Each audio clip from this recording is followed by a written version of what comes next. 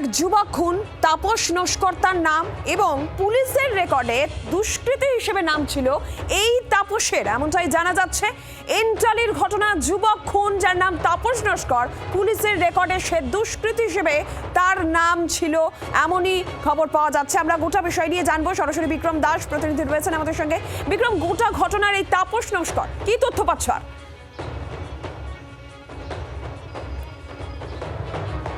দেখো, ভোট মিটতেই যেটা দেখা গেল, তাপস নস্কর নামে এক যুবক ইন্টালির মালিপাড়া এলাকার বাসিন্দা, তাকে খুন করা হলো। এবং যেটা আমরা পুলিশ সূত্রে জানতে পারছি যে এই তাপস নস্কর সে কিন্তু এর আগে তার বিরুদ্ধে 15টি কেস রয়েছে, এলাকায় দুষ্কৃতিমূলক কাজকর্মের সঙ্গে যুক্ত, এবং বেশ কিছুদিন ধরেই সে ফেরার ছিল, অ্যাবসকন্ড করছিল।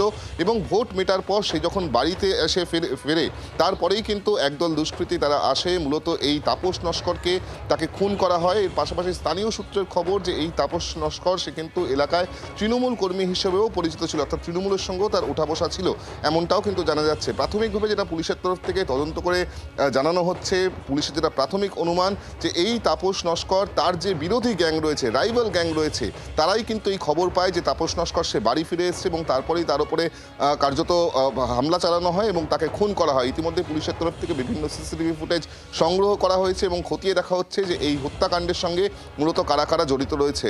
পুলিশের তরফ থেকে ইতিমধ্যে আমরা দেখতে পাচ্ছি যে পিকেটিং বসানো হয়েছে, এবং তার সঙ্গে সঙ্গে এই খুনের ঘটনার পরই আমরা কিন্তু যেটা জানাচ্ছেন এখানকার স্থানীয় বাসিন্দারা, যে তারা কিন্তু প্রবলভাবে আতঙ্কিত।